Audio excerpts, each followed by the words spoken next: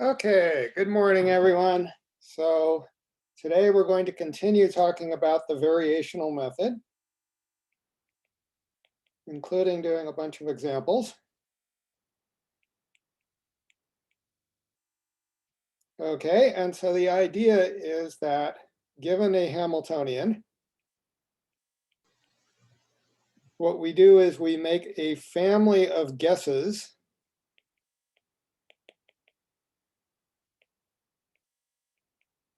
for the ground state. So let's call the guesses psi of A for the ground state. And so we're really trying to guess what the ground state is, but to improve our chances, we make them depend on some parameter A here, which we get to vary later. So that A is a variational parameter. And if you're a professional doing this in real life for some complicated problem, you can replace it by many variational parameters. That's what you would usually do. So A might be A, B, C, and a bunch of others, or A1, A2, A3 for multiple parameters. But when we do sort of examples in class, we're just going to stick to one. Okay, and then step 2, once you've made your guess, is you compute E of A, which is defined to be the expectation value of your Hamiltonian divided by the norm of your state.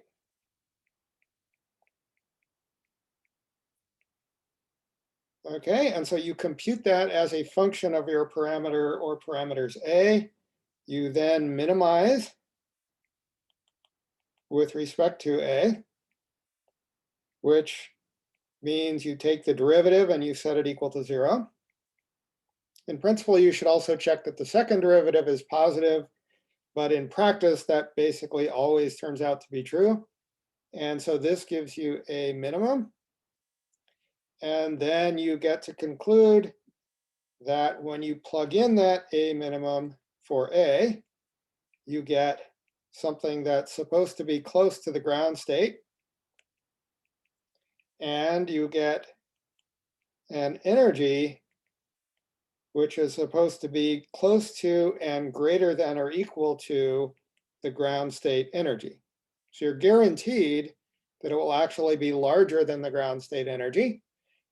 And we showed last time that actually this estimate for the energy is often much better than the estimate for the guess, which is good because in real life, we may not have a very good guess for the ground state. We may have a mediocre guess.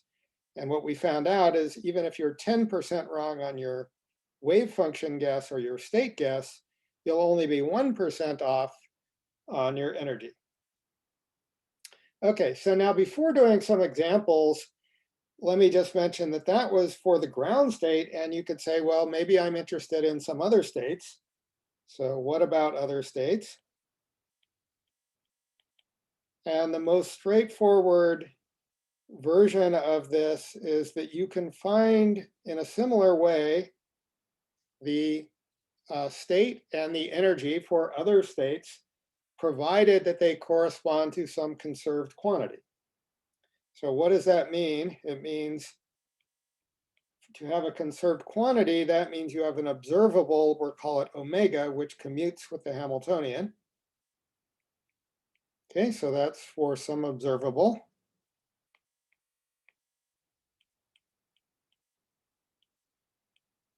Which we're calling omega.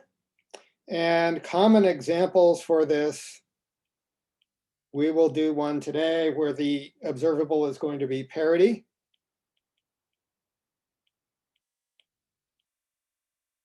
So the parity operator. Or the total angular momentum will often work, or the z component. Actually, these usually go together. So anyway, suppose we have some observable that commutes with a Hamiltonian like that. Then you can find not just the ground state energy, you can find the lowest energy for states with that value of omega.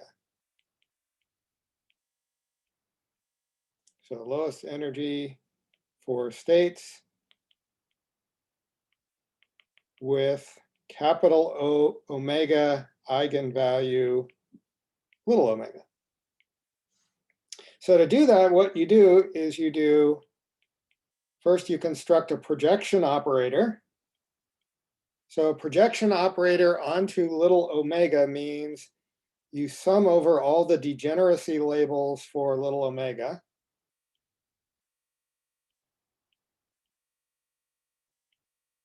By doing a sum over states. Okay, that's the usual way you define a projection operator onto a subspace with a given eigenvalue omega. And then you define your new class of guesses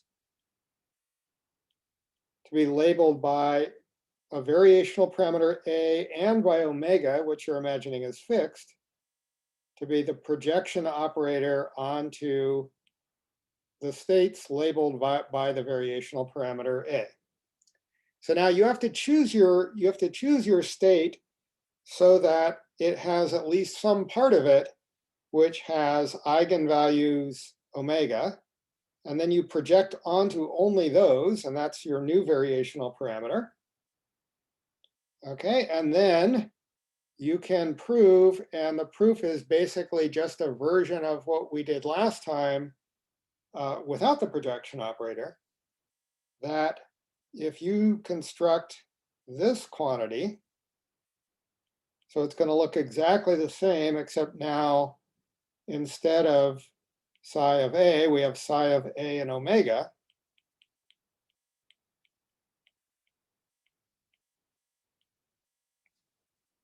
Okay, and again, you divide by the norm in case it's not 1.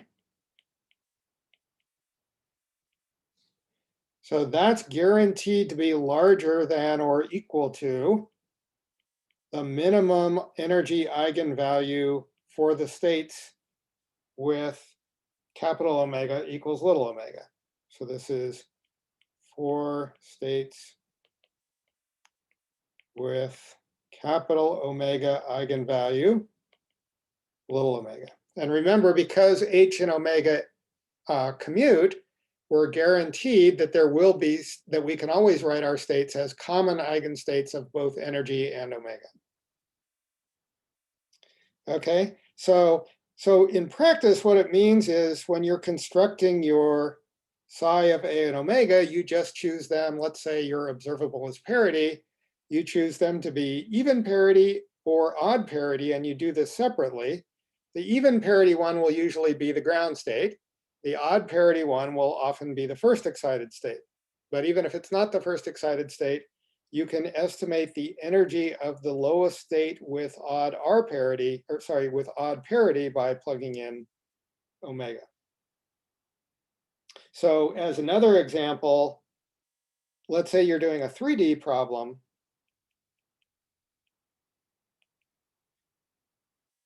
You could restrict your guesses to the following.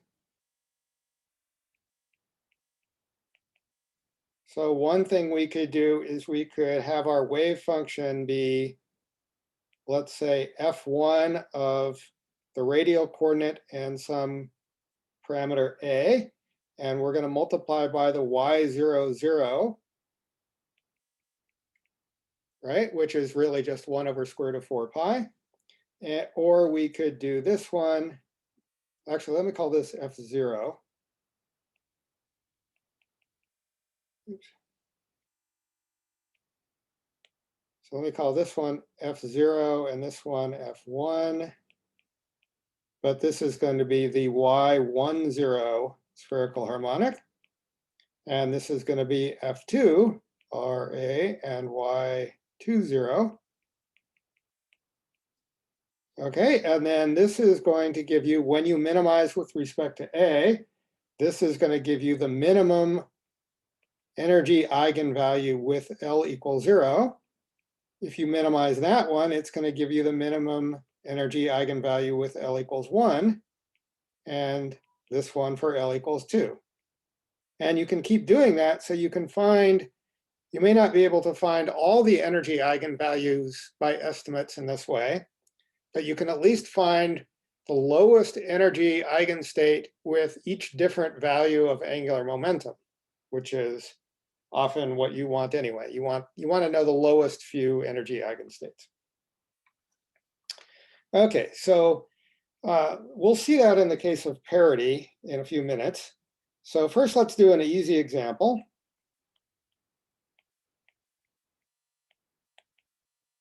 And so we're going to just redo the harmonic oscillator as if we didn't know the answer already. So this is the harmonic oscillator Hamiltonian. And so we are going to try a state, and we're going to be using the position representation. So instead of writing down a ket, I'm going to write down a wave function corresponding to it. And so it's going to depend on the coordinate x, and it's also going to depend on a. And let's just choose it to be e to the minus x squared over a squared. So I've kind of cheated because that's a really, really good guess, because that guess happens to include, as a special case, the correct answer. You're very rarely going to be that lucky, partly because in many cases, the correct answer might be something that you can prove can't be written in some very large class of functions, like trigonometric functions times exponentials or things like that. So in this case, though, because we know it happens to include the correct answer, we'd better get the correct answer in the end. So it happens to include correct answer. Right, and notice that I haven't bothered to normalize this because we can do that later. Okay, so the first thing we compute is psi h psi. Right, and so to do that, we're working in position space, so we're integrating over all x, and we put in our wave function, and then we put in our Hamiltonian in position space, which looks like this, minus h bar squared over 2 mass, second derivative with respect to position. That's the momentum part. And then we have the position part. And then our wave function again. Okay, and so we just need to compute that thing, which you can do by taking the derivatives first, and then we still have an integral to do. So it looks like this. There's an h bar squared over 2m times, when you take the derivatives, it turns out to be 2 over a squared minus 4x squared over a to the 4th. And then there's the potential part, which is still there. And now I'm combining my exponentials.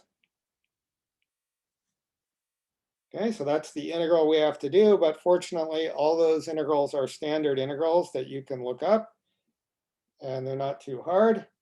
And so the answer turns out to be square root of pi over 2 times the quantity h bar squared over 2ma plus m omega squared a squared over 8. Okay, so obviously this part is responsible for that because they're both proportional to h bar squared. And this term is what's giving you that term. Okay, now we didn't bother to normalize our state, so we should also compute its norm now. So that's just integral minus infinity to infinity dx of e to the minus 2x squared over a squared, which turns out to be square root of pi over 2 times a. Okay, and so now we construct our energy as a function of the variational parameter A just by dividing those two things. And so we get h bar squared over 2ma squared plus m omega squared a squared over 8. And so if we graph that to understand where the minimum will be, this is as a function of A. So the first term, the h bar squared term, does something like this. And the potential term does something like that. They're both, oops. They are both quadratic functions, but one of them, or sorry, one's a reciprocal function and the other's a quadratic function. And so the minimum is somewhere in the middle. And so let's find it. We minimize just by taking the derivative.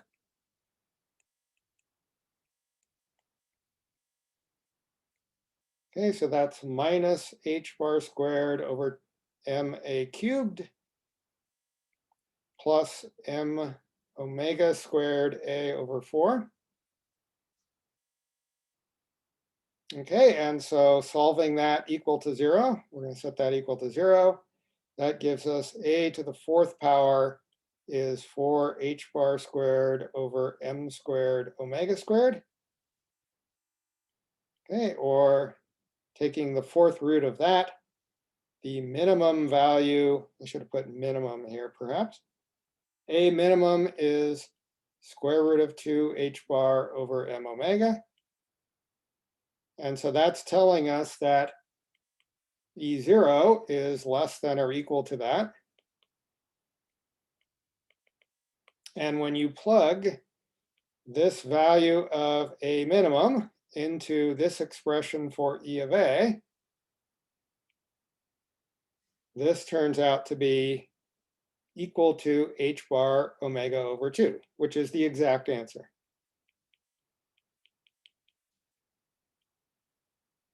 Okay, so that's what happens if you're lucky or sneaky and you happen to know the answer ahead of time. When you plug it into the variational method, it automatically knows that that's the right answer, and it gives you back what you already know.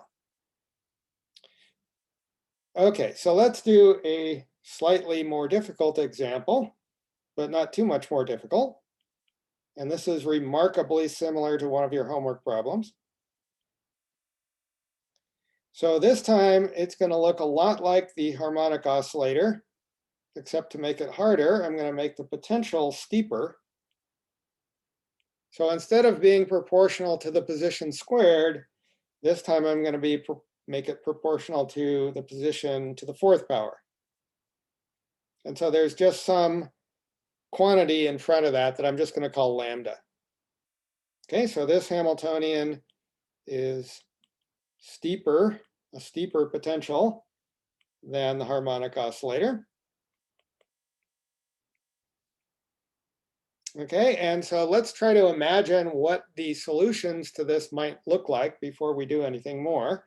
It's going to have some bound state energies. There will be a ground state. There will be a first excited state. There will be a second excited state. Okay, and these will all be bound states. There won't be any states with positive energy because this thing is going to require that everything is a bound state. Your particle can't wander off to infinity, to x equals infinity because of this. Okay, and so all of these will be less than 0. They'll be negative. That's what it means to have a bound state. And we can guess that the ground state will be the state that has the fewest wiggles in it, which means that it's going to be an even function. So this is going to have parity, which is going to be +1. And then the next state is going to have 1 wiggle. So it's going to have parity -1.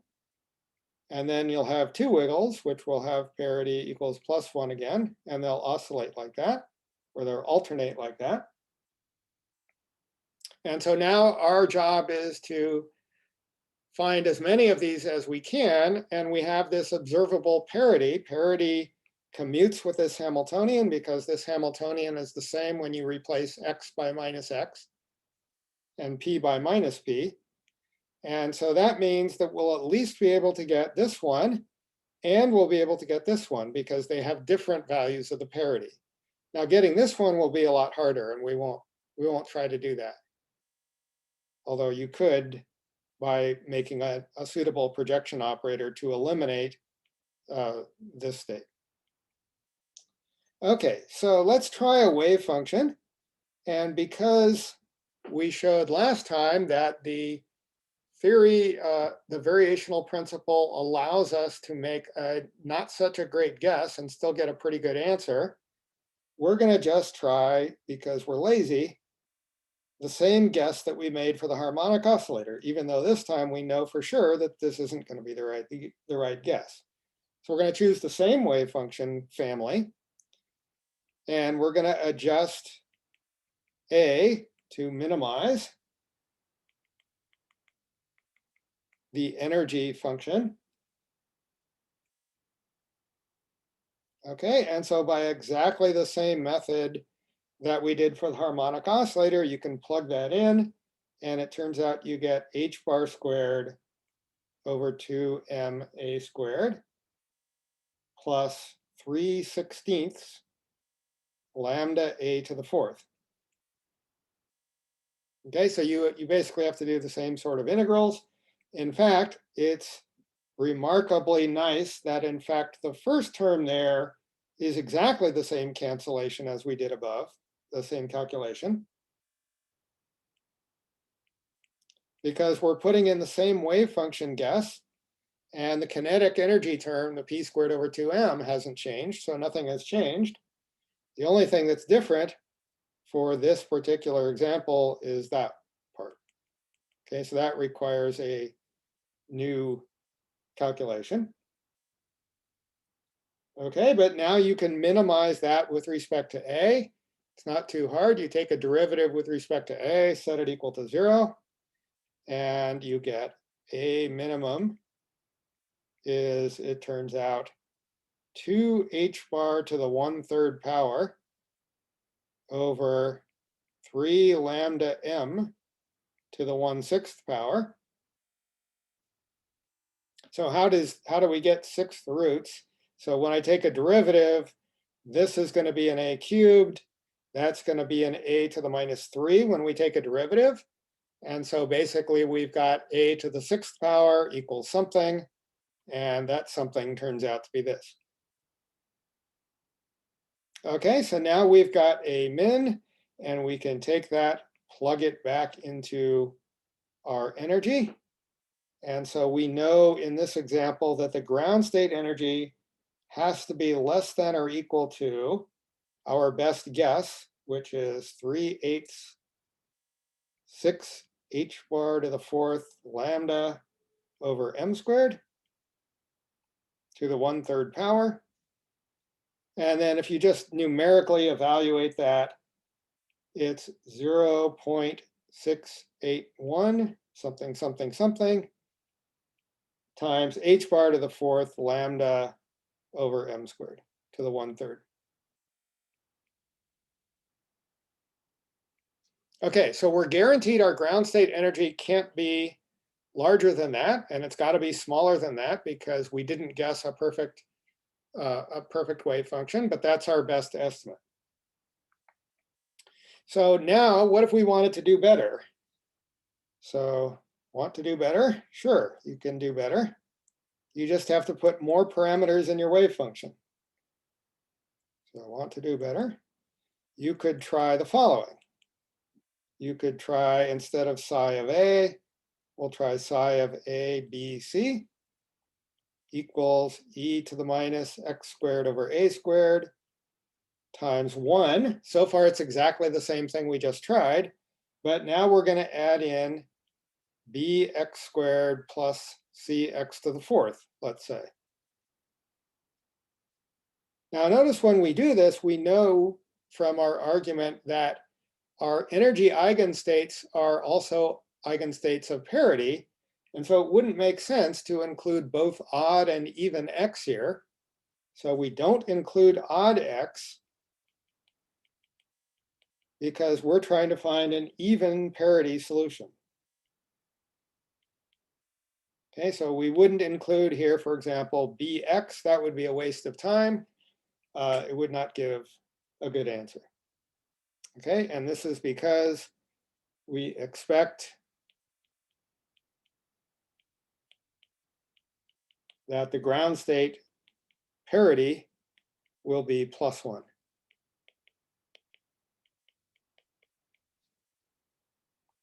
Okay, but now let's say you plugged that in, then you would have a function e of a, b, and c. And it's kind of a mess. So I'm not going to show you exactly what it looks like, but you can minimize it with respect to all three of the variational parameters. So if you're doing this professionally, you probably want to do this by computer. You would compute this EABC ahead of time. It's some maybe complicated function of A, B, and C, and then you stare at it and you realize you don't want to take its derivatives because it's a little too complicated. You just give it to the computer and say, computer, try lots of values of A, B, and C. Keep track of the one that gives you the lowest one. And then after you've done that a million times, then zero in on that lowest one that you found and do a search around there. Do it a million more times. And after you do that a few iterations, it will give you a pretty good answer. And so I've actually done that for this example. And you get, it turns out, 0.668 h bar to the fourth lambda over m squared to the 1/3 power. Notice the answer pretty much has to come out equal to or proportional to that quantity, because it's basically the only thing you can make with the right dimensions of energy that has the right power or has the right increase with lambda. As lambda gets larger, this thing should get larger. And so this is a much more exact answer. I have reason to believe that within 3 significant figures, this is actually the correct answer. Okay, and so we were off a little bit, 0.681, because we made a little bit lazier guess of our first wave function. This is the better guess. And so what happens here is basically your A and B and your C sort of arrange themselves in the minimum in order to get as close as they possibly can to the wave function for the exact wave function. Of course, they can't get exactly right because this isn't a completely general guess, but they do as well as they can, and then they actually give you the closest answer they can for the energy. Okay, so this was all for the ground state. And now let's say we were interested in the first excited state. Okay, so what about first excited state? So then we can do that trick with projection operators that I mentioned towards the beginning of the lecture. But an equivalent way of doing it is to realize our first excited state is going to have one wiggle, which is technical language for saying that it has 1, 0. And therefore we'll have odd parity. And if we graph it, it'll look something like this. So this is our wave function for the first excited state. And it's going to have the form where it does something like that. Okay, and so what we should do is we should try to pick a wave function that looks like that form. So we would try, for example, and I'm going to stick to one parameter still. So now it's going to be x times e to the minus x squared over a squared. Sorry, Professor. Yes, go ahead. I'm lost. Why would 1, 0 have odd parity? So if it's got 1, 0, by symmetry, the only place that the 0 can be is at the origin, right? And so that means if it's at the origin, if it's going through 0 up there, then it's got to be positive on one side and negative on the other side by continuity, right? And so if it's positive on this side and negative on this side, that means it has odd parity. Okay, and it's very similar to, if you look back at the first excited state of the harmonic oscillator, qualitatively, it looked exactly the same. Okay. So we can't have a 0 without having odd parity? Not in this example, that's an energy eigenstate, because if it's an energy eigenstate, it will also be a parity eigenstate because those two operators commute, right? And so let's say it had a 0 here that wasn't at the origin, then it would also have to have a 0 on the opposite side, right? But then that would be two zeros. So you can have a state that has two zeros, but it would have even parity, or and it would have more than one wiggle in it, which would increase the kinetic energy. And by increasing the kinetic energy, you're pretty much guaranteeing that it's not the first excited state. So we don't have a case where it's like tangential to a 0 without crossing through it? Well, they're all going to 0 at infinity out here. So yeah. Thank you. Okay. All right. So this is one guess you could try right here.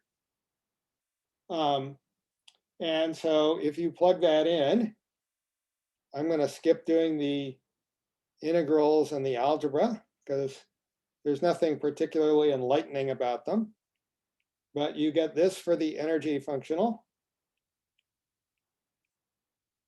By the way, you could also do this for the harmonic oscillator and get the exact form for the harmonic oscillator first excited state. But for this problem, it turns out to be that.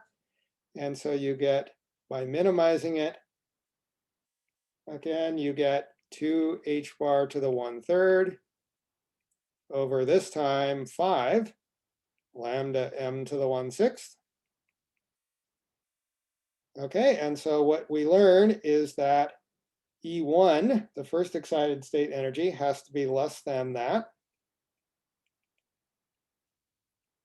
which turns out to be 9/4 when you plug it in, 5h bar squared lambda over 2m squared to the 1/3.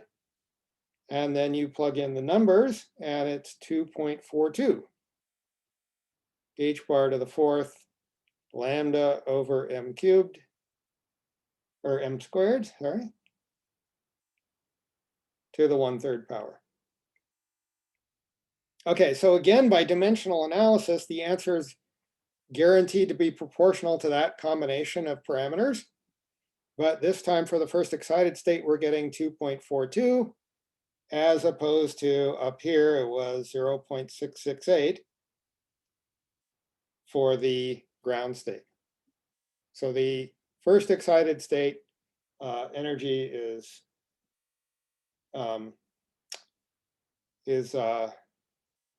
much lower than the first excited state. So now if you wanted to do better than that, what would you do?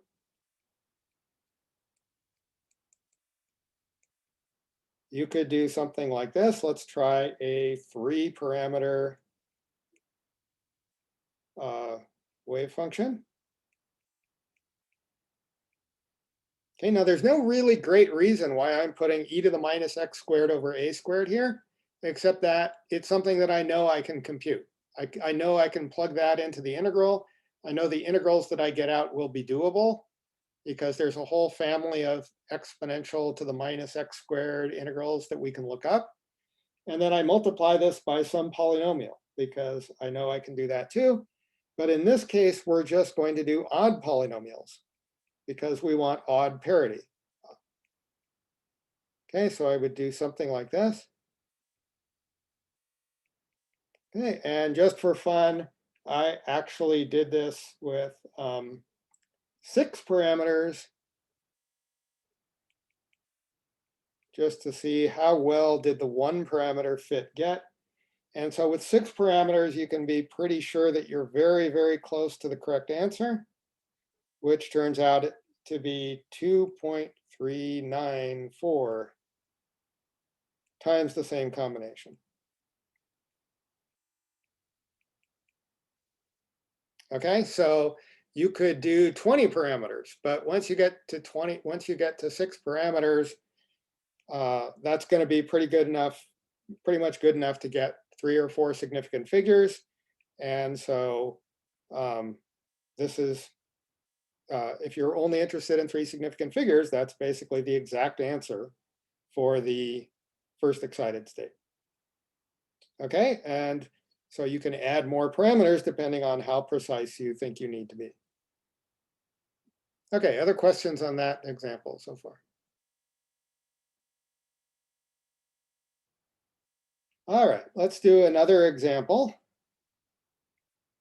This example is what happens when you do a pretty bad guess, but not a perfectly bad guess. So let's say we tried to do the hydrogen atom, for which we know the exact answer, but we're going to pretend we didn't know the exact answer and do something like a harmonic oscillator guess for it instead. So we're going to try a Gaussian wave function.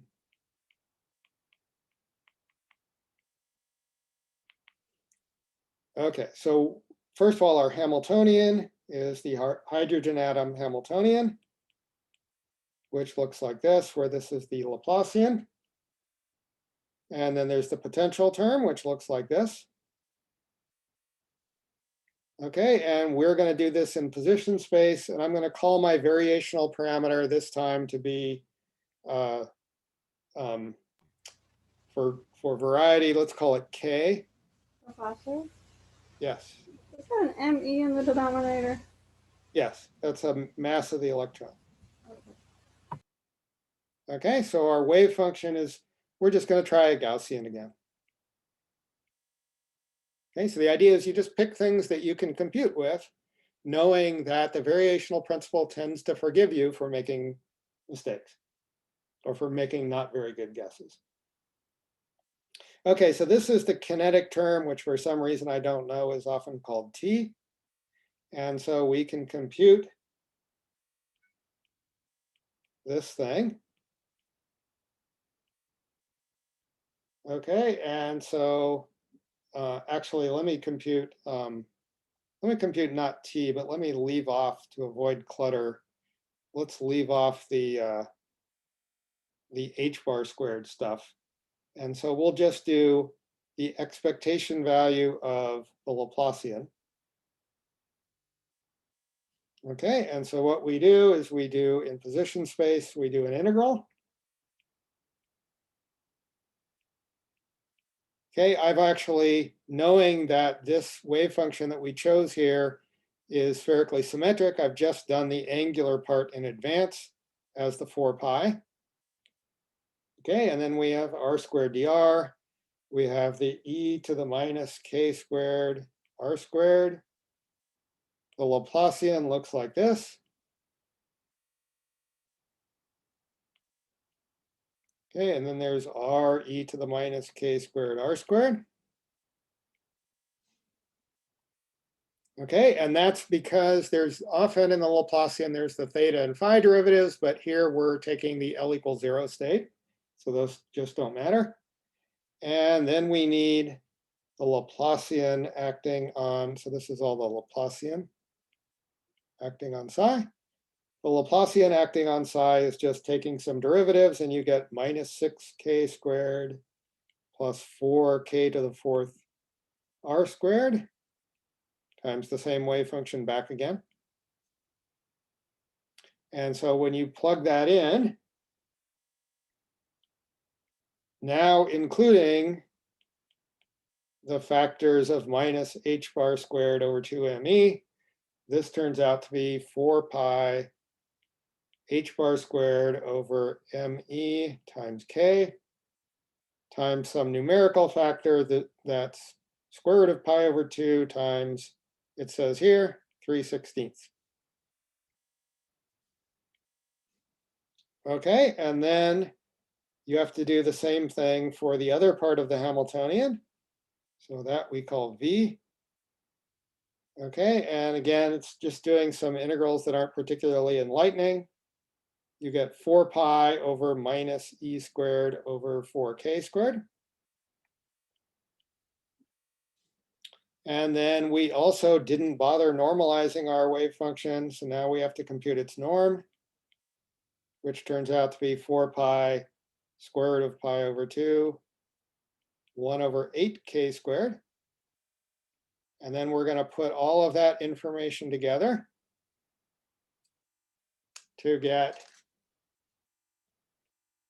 our energy as a function of k is h bar squared k squared over mass of the electron times 3/2 minus square root of 2 over pi 2 e squared k.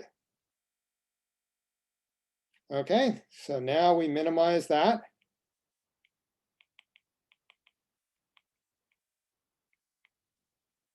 By taking its derivative and setting it equal to 0. Okay, and so that gives, let's do the derivative, 3h bar squared k over mass of the electron equals square root of 2 over pi 2 e squared. So one virtue of the guess that we made is this turns out to be a really easy equation to solve. Another problem that you can run into is you might find that the equation you need to solve can't be done algebraically. Maybe it'll be a polynomial to the 18th power equals 0. Then you're in trouble because you can only do that numerically, but computers can do it for you. So in any case, in this problem, k minimum is very simple. It's just going to be 2/3 square root of 2 over pi e squared me over h bar squared. And by the way, we recognize that last part as 1 over the Bohr radius. So this is 2/3 square root of 2 over pi 1 over the Bohr radius. So it pretty much had to be because k had units of 1 over distance, and there's really just one distance scale in the hydrogen atom problem, and that's the Bohr radius. So it had to be some number times 1 over the Bohr radius, and that number happens to be 2/3 square root of 2 pi. Okay, so now we can plug in to the energy, and you get E of k min is minus 8 over 3 pi.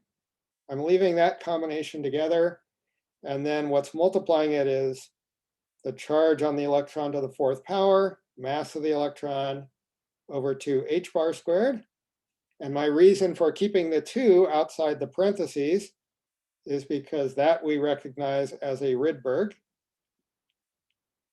That's 13.6 electron volts.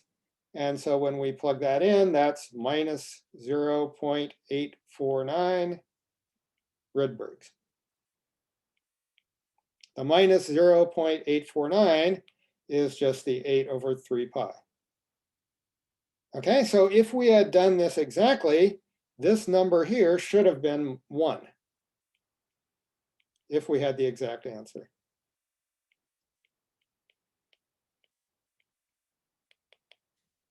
Okay, so we did this guess that was really not very good. We tried a Gaussian instead of a regular exponential, and Gaussians just aren't that close to regular exponentials. So that's why we only got within 15% here. So if we wanted to do better for some reason without actually solving the hydrogen atom, we'd probably put in 3 or 4 more parameters multiplying this Gaussian, just some polynomial in R. Then it would get more complicated. We'd get closer to the exact answer though. Okay, and the other thing we could do is if we wanted not the ground state, but we wanted, say, the first excited state, as I was mentioning earlier here, we could put in a factor, let's say, of y10 theta phi, redo everything we did, which would be more complicated for evaluating the kinetic term. And then what we would get out would be the energy estimate for the first excited state. Okay, but we won't do that today. We've got better ways of solving the hydrogen atom. Okay, so let's do one case where the variational principle is really good, and that's the helium atom. Part of the reason it's going to be really good for the helium atom is because we're going to choose our wave function for this example more intelligently.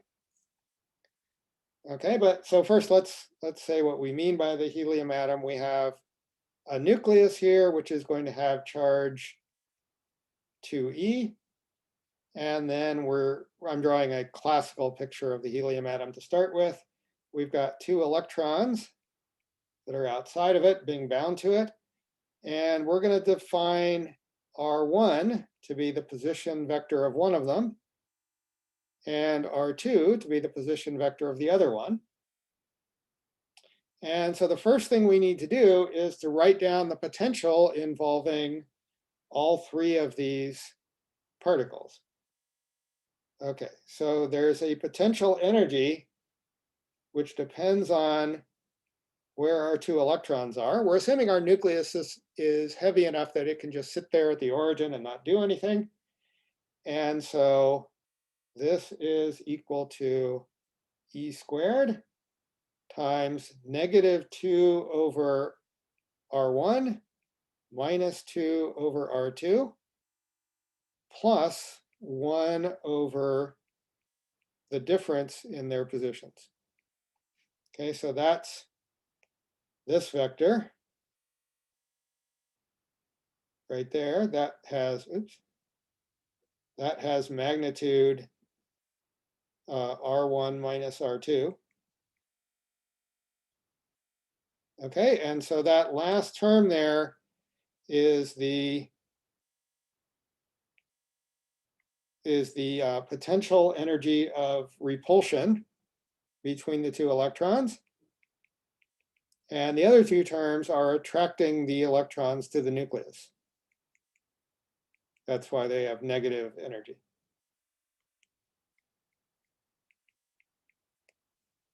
Okay, and so our Hamiltonian for this problem is going to be consisting of 3 parts, which I'll call H1, H2, and H12.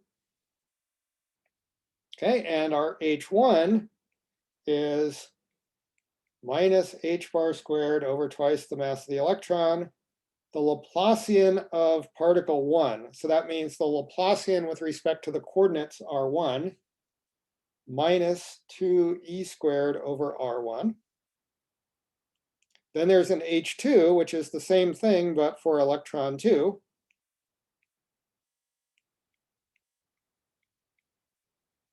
And then there's H12, which is the part which is just the electrostatic repulsion between the 2 electrons. So we're just dividing our Hamiltonian into 3 parts this way. And now we're actually going to do this problem in 2 different ways. So, well, first of all, let me mention that if it was just these 2, then we would know the exact answer. So these have exactly known.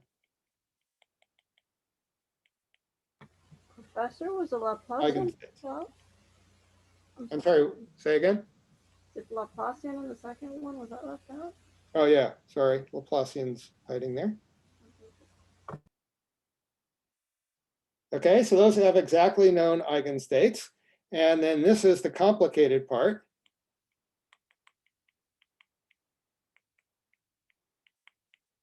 Okay, and so it's actually not unnatural to do perturbation theory. So next time, that's what we'll do. We'll do this problem 2 different ways. One is with perturbation theory.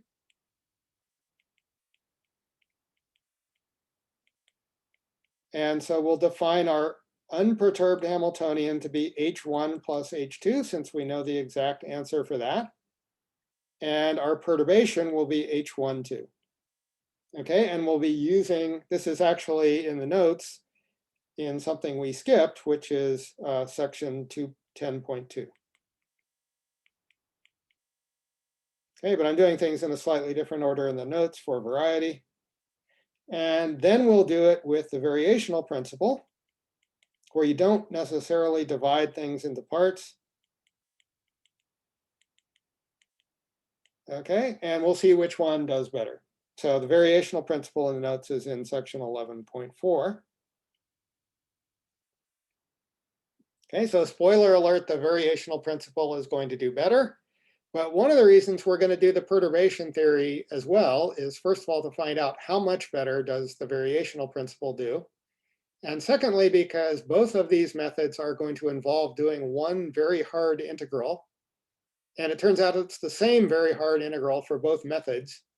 And so we might as well, since the hard part is just doing that integral, we might as well do both perturbation theory and the variational principle, since the bottleneck is common to both. Okay, so we will do that on Wednesday. So are there any questions on today's lecture that we can go over?